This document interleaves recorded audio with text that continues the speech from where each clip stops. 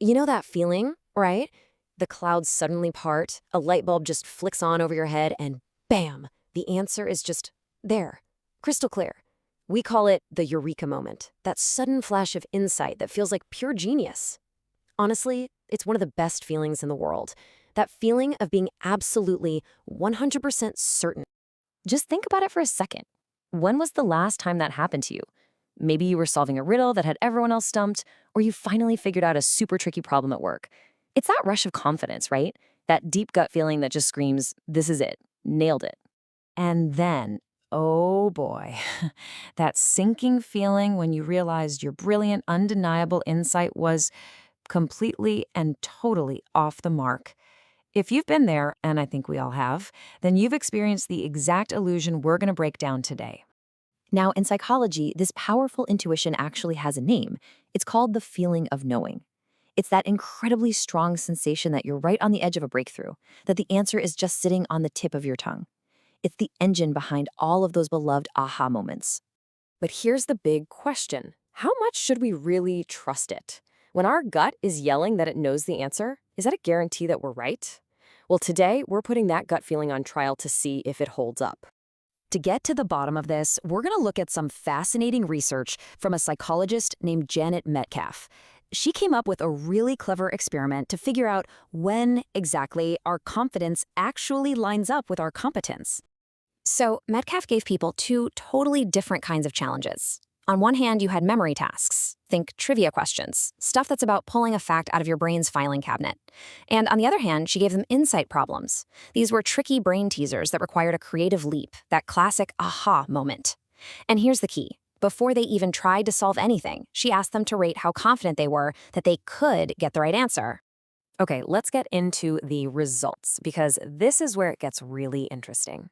For the memory tasks, the trivia stuff, people's confidence was a great predictor. If they felt like they knew the answer, they were usually right. Simple enough. But for the insight problems, that feeling of confidence was completely useless. The correlation was basically zero. There was no connection at all between feeling like you could solve a puzzle and actually, solving it. And don't just take my word for it. As Metcalf herself wrote, that powerful gut feeling had no predictive value whatsoever when it came to real problem solving. Your confidence was basically a coin flip, and sometimes even worse. And what's more, this study showed just how wildly overconfident we can be. People predicted they'd solve more than twice as many of these insight problems as they actually did.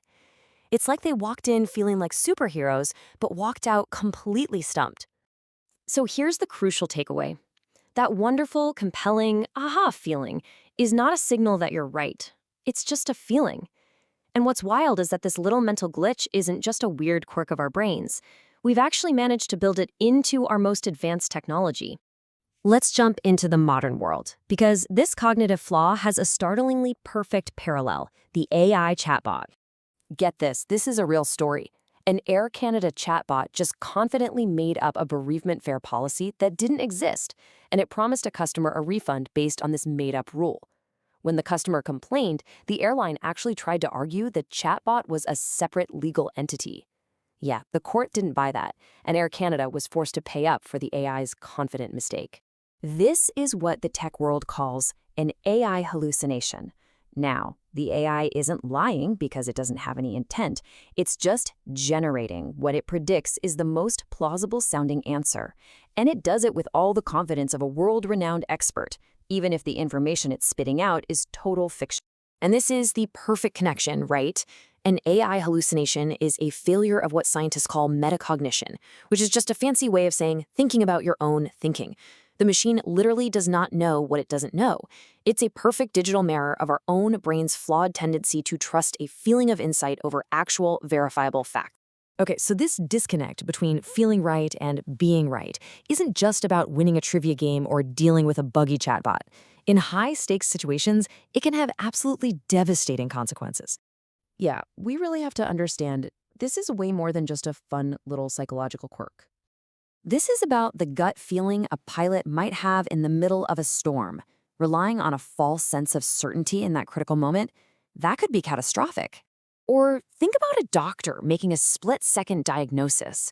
Studies have shown that medical errors, a huge chunk of which are diagnostic mistakes, can be the third leading cause of death in the United States.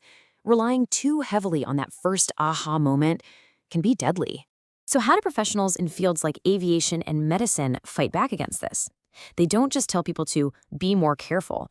No, they build systems to protect against it. One of the most important is something called situational awareness. It's basically a framework that forces teams to constantly share info, challenge each other's assumptions, and build a collective picture of reality that's way more robust than any one person's gut feeling. And if you need one last really dramatic piece of biological proof for this, look no further than something called a temporal lobe seizure. People who experience these often describe an aura right before it happens, an intense, overwhelming feeling of joy or fear, or the most profound sense of déjà vu. This feeling isn't a reaction to anything real. It is a pure neurological misfire. It's the ultimate proof that a feeling of absolute certainty can be completely manufactured by our brains, with zero connection to reality. So, after all that, what does this mean for us? I mean, how are we supposed to operate in a world where our own minds and the AIs we're building can be so confidently wrong? Well, the first step is just a little bit of humility. We have to accept that our brains are not these perfect, infallible logic machines. They have bugs, they have biases, and just like an AI, they produce confident hallucinations. And you know what? Recognizing that limitation isn't a weakness, it's the first real step towards wisdom. So what can you actually do about it? Well, first, just acknowledge that you can be wrong. When you have that amazing aha moment, just pause. Treat it like a cool idea to test, not a proven fact. Second, go get some external feedback. Actively ask people you trust, hey, what am I missing here? And third, build better systems for yourself. This could be as simple as a checklist for important tasks, but you want to create structures that force you to double-check those brilliant insights. Look, in the end, that feeling of knowing is a really powerful and useful part of what makes us human. It fuels our creativity and can point us in all sorts of interesting directions. But it should always be the start of an investigation, not the end of it. Your gut feeling is a guide, not a gospel.